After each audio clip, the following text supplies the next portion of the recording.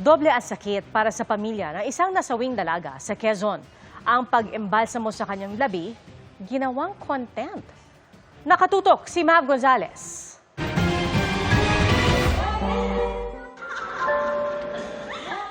Mabait, malambing at masiyahin. Ganyan ilarawan ng kanyang pamilya ang 21 anyos na si Rose.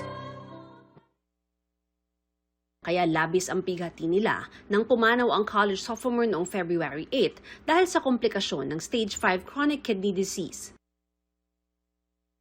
Pero ang pagluluksa, nahaluan ng galit nang madiskubre nilang ginawang content sa social media ang pag-embalsamo kay Rose. Ang hirap pa rin tanggapin na wala na nga yung anak ko. Tapos nung pakalibing, napanood nung amay niya, inireels pala. Bukod sa walang pahintulot ang content, nakita ang buong katawan at mukha ng dalaga, pakiramdam nila'y nabastos at pinagtawanan pa niya ang labi ng kanyang anak.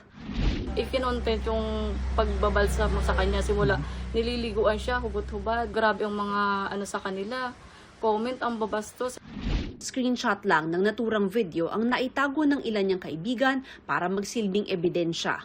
Ayon pa sa ina ng biktima, napag-alaman nilang hindi umano lisensyado ang naturang embalsamador. Hindi ko rin akalain na magiging gano'n ang trato sa kanya. Pinagkatiwala ko kasi ng ayos sa porinarya. Hindi ko alam ba't nagkaganon. Kinumpronta ng pamilya ang embalsamador na umamin sa kanyang ginawa.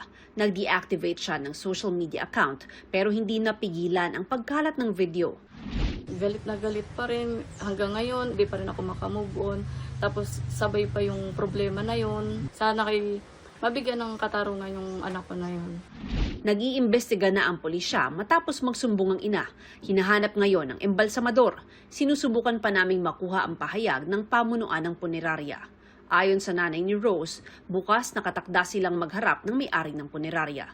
Para sa GMA Integrated News, Mav Gonzalez, nakatutok, 24 oras.